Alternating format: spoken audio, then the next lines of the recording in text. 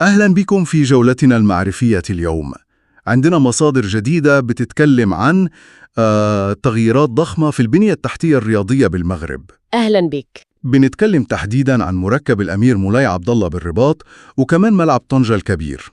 والموضوع ده مهم فعلا، خصوصا مع استعداد المغرب لاستضافة كأس أفريقيا ومونديال 2030. بالظبط. فالهدف النهاردة إننا نشوف إيه أبرز التغييرات دي ومعناها إيه بالظبط. ومهم نقول إن دي مش مجرد تجديدات بسيطة، لا دي جزء من رؤية أكبر للمغرب في الرياضة. خلينا نبدأ بالرباط.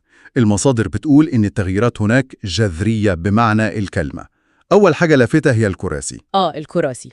استبدال كامل لكل الكراسي، آلاف الكراسي بمواصفات عالمية بقى، يعني جودة ومقاومة للجو، وكمان الأهم رؤية واضحة للملعب. صحيح. وإضافة للكراسي في عملية تسقيف كبيرة قوي، هياكل معدنية ضخمة هتغطي أجزاء كبيرة من المدرجات. ده عشان الحماية طبعا من الشمس والمطر وكده. أكيد، بس مش بس كده، ده كمان بيحسن كتير من الصوتيات داخل الملعب، يعني بيخلق جو حماسي أكتر للتشجيع. طيب والناحية التكنولوجية، هل في إضافات تكنولوجية ملفتة؟ طبعاً، في شاشات عرض عملاقة جديدة، والمميز فيها إنها بنظام ذكي بيظبط الإضاءة بتاعتها لوحده حسب نور الجو بالليل أو بالنهار. دي حاجة كويسة. وكمان في نقطة تقنية تانية مهمة جداً اتحدثت بالكامل، اللي هي نظام تصريف مياه المطر في أرضية الملعب. دي أساسية عشان المباريات تستمر حتى لو الجو صعب. بالظبط، دي نقطة حاسمة في الماتشات الدولية. وطبعا كل ده مع اهتمام كبير بالنجيل الطبيعي، العشب اللي اتزرع مخصوص في الموقع. تمام. ولازم نذكر برضو كان في حادث حريق كهربي بسيط كده، بس تمت السيطرة عليه بسرعة جدا الحمد لله، وما أثرش على سير الشغل اللي ماشي بسرعة أصلا. تمام. شغل متكامل في الرباط إذن. بس المجهود مش واقف عند العاصمة، طنجة كمان فيها شغل كبير، بس التحدي الهندسي هناك شكله مختلف تماماً.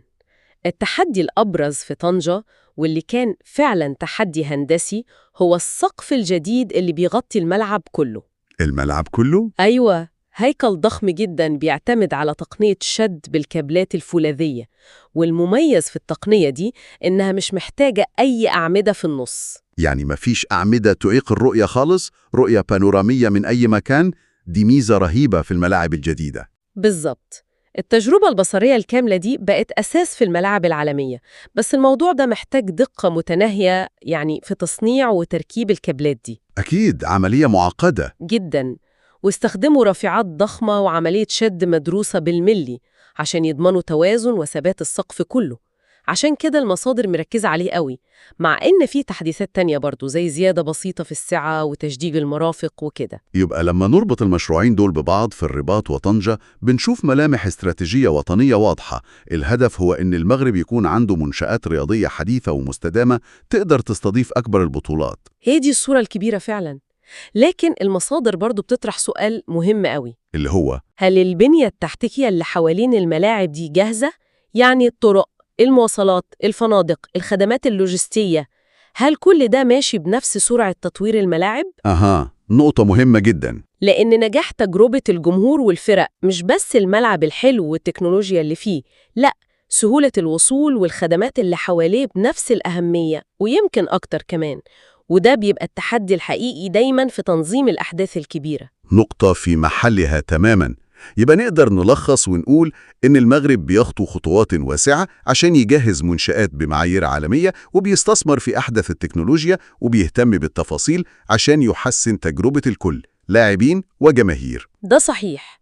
ونختم بنفس السؤال اللي المصادر سابته مفتوح للتفكير. عشان المغرب يحقق طموحه ويبقى وجهة رياضية عالمية ليها وزنها، إيه الجوانب التانية اللي لازم يركز عليها بنفس القوة جنب تحديث الملاعب؟ زي إيه مثلا؟ هل هي الكفاءات البشرية في الإدارة والتنظيم؟ هل هو الاستثمار في رياضات تانية بشكل أكبر؟ ولا يمكن الموضوع متعلق بالبيئة العامة للرياضة ككل؟ دي كلها أسئلة محتاجة تفكير عميق.